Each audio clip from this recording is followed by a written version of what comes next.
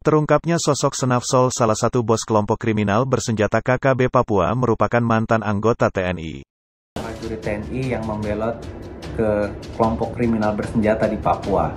Prajurit tersebut harusnya mampu memahami bahwa tugasnya adalah melindungi dari masyarakat sipil yang dalam kurun waktu dari bulan Januari ini hampir 13 kejadian adanya tindakan kekerasan dan kekejaman dari KKP tersebut. Oleh karenanya saya mendukung pemerintah dan juga TNI untuk bertindak tegas melakukan pengejaran kepada oknum prajurit ini, dan bila mana juga tidak menyerah juga harus tetap dicari sampai ditangkap. Terjadi penyerangan terhadap dua prajurit TNI yang sedang melaksanakan pengamanan rawan di distrik Dikai, Kabupaten Yakuhimo, yang mengakibatkan dua prajurit TNI gugur.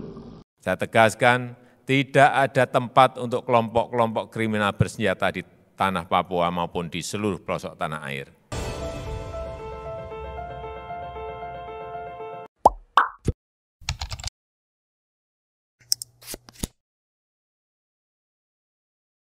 Senafsol ini dikenal kejam, baru-baru ini melakukan serangan yang menewaskan dua prajurit TNI.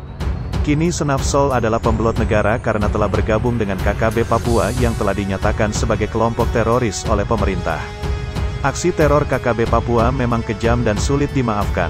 Sudah banyak pihak diresahkan dengan aksinya, termasuk pembunuhan atas dua prajurit TNI pada Selasa, tanggal 18 Mei tahun 2021, pada pekan lalu, yang diyakini merupakan kelompok Senafsol. Dari laporan pembunuhan itu dilakukan oleh anak buah Senafsol. Sejak dirinya keluar dari instansi TNI, Senafsol justru memiliki perilaku yang kejam, setelah bergabung menjadi anggota KKB Papua. Nama aslinya adalah Ananias Yaluka, namun saat mendaftar sebagai anggota TNI yang bersangkutan menggunakan identitas palsu, yakni Senafsol, kata Brigjen Izak Pangemanan dilansir dari Antara, Senin, tanggal 24 Mei tahun 2021. Identitas Senafsol itu terungkap setelah TNI melakukan penelusuran dan saat penganiayaan terhadap kedua prajurit TNI yang bersangkutan dilaporkan berada di TKP. Aksi pembunuhan dua prajurit TNI itu dilakukan di wilayah Dekai, Kabupaten Yahukimo, Papua. Keduanya saat itu sedang bertugas menjaga pembangunan Bandara Nol Goliat, Dekai, menurut laporan pihak kepolisian. Salah satu korban dibacok pada bagian kepala hingga tewas. Pelaku kemudian mengambil senjata api berjenis SS2V1 kaliber 5,56 mm yang digunakan korban. Untuk diketahui, Senafsol sendiri pernah menjadi salah satu prajurit TNI AD yang berdinas di Yonif 754 ENK dengan pangkat terakhir Prada. Akan tetapi ia dipecat dari TNI pada 2018 karena melakukan transaksi jual beli senjata di Kabupaten Mimika. Dia dianggap melakukan pengkhianatan lalu bergabung dengan kelompok kriminal bersenjata KKB di Papua. Kemudian, menurut Direktori Putusan pada Pengadilan Militer 3-19 Jayapura, dia diadili tanpa kehadiran terdakwa. Senafsol dinyatakan bersalah dan dipecat dari dinas militer karena terbukti melakukan tindak pidana. Senafsol melakukan ketidakhadiran militer selama 30 hari selama berturut-turut. Diduga Senafsol melakukannya saat ditangkap pada tanggal 10 September tahun 2018, karena terlibat penjualan senjata api kemudian melarikan diri ke hutan. Pada Agustus tahun 2020, Senaf diduga menjadi dalang pembunuhan staf Komisi Pemilihan Umum, KPU, di Kabupaten Yahukimo, Henry Jovinski. Polisi lalu menetapkan daftar pencarian orang, DPO, terhadap si pelaku atas nama Ananias Yalak alias Senafsol, yang belum tertangkap hingga saat ini. Kemudian, menurut Direktori Putusan pada Pengadilan Militer 3-19 Jayapura, dia diadili tanpa kehadiran terdakwa. Senafsol dinyatakan bersalah dan dipecat dari dinas militer karena terbukti melakukan tindak pidana. Senafsol melakukan ketidakhadiran militer selama 30 hari selama berturut-turut. Diduga Senafsol melakukannya saat ditangkap pada tanggal 10 September tahun 2018, karena terlibat penjualan senjata api kemudian melarikan diri ke hutan. Pada Agustus tahun 2020, Senaf diduga menjadi dalang pembunuhan staf Komisi Pemilihan Umum, KPU, di Kabupaten Yahukimo, Henry Jovinski.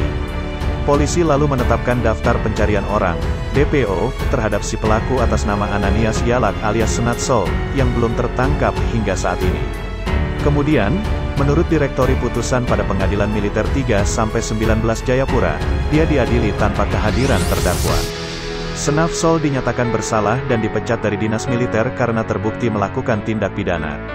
Senaf Sol melakukan ketidakhadiran militer selama 30 hari selama berturut-turut. Diduga Senaf Sol melakukannya saat ditangkap pada tanggal 10 September tahun 2018, karena terlibat penjualan senjata api kemudian melarikan diri ke hutan. Pada Agustus tahun 2020, Senaf diduga menjadi dalang pembunuhan staf Komisi Pemilihan Umum, KPU, di Kabupaten Yahukimo, Henry Jovinski. Polisi lalu menetapkan daftar pencarian orang, DPO, terhadap si pelaku atas nama Ananias Yalak alias Senaf Sol, yang belum tertangkap hingga saat ini.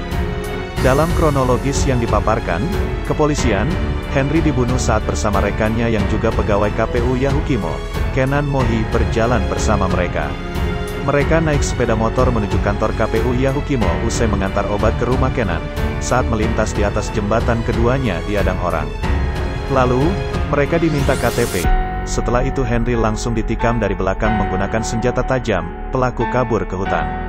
Orang yang menjadi korban penganiayaan hingga meninggal yakni Henry Jovinski yang meninggal pada 2020 lalu, dan dua anggota TNI dari Yonif Linut 432 yakni Prada Ardiyudi dan Praka Alif Nur Angkotasan. Tak hanya kasus pembunuhan saja, kekejian kelompok Senaf Sol juga sempat melakukan pembakaran ATM BRI di distrik Dekai, Kabupaten Yahukimo pada tanggal 30 November tahun 2019.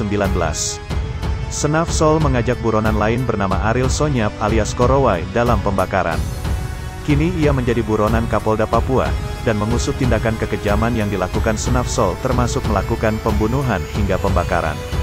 Sebagaimana dalam catatan, kelompok kriminal bersenjata, KKB, teroris Papua sejak tahun 2018 telah melakukan aksi teror sebanyak 215 kali. Pada periode itu, sebanyak 27 anggota TNI dan 9 polisi gugur. Selain itu, 59 masyarakat sipil menjadi korban tewas. Sementara korban luka sebanyak 53 masyarakat sipil, 51 anggota TNI, dan 16 polisi. Kini, pengejaran terhadap KKB kian intensif dilakukan oleh TNI Polri. Sejumlah pasukan elit seperti Raider TNI AD, Kopassus dan Brimob Polri turun langsung menyerbu sejumlah tempat persembunyian di belantara Papua.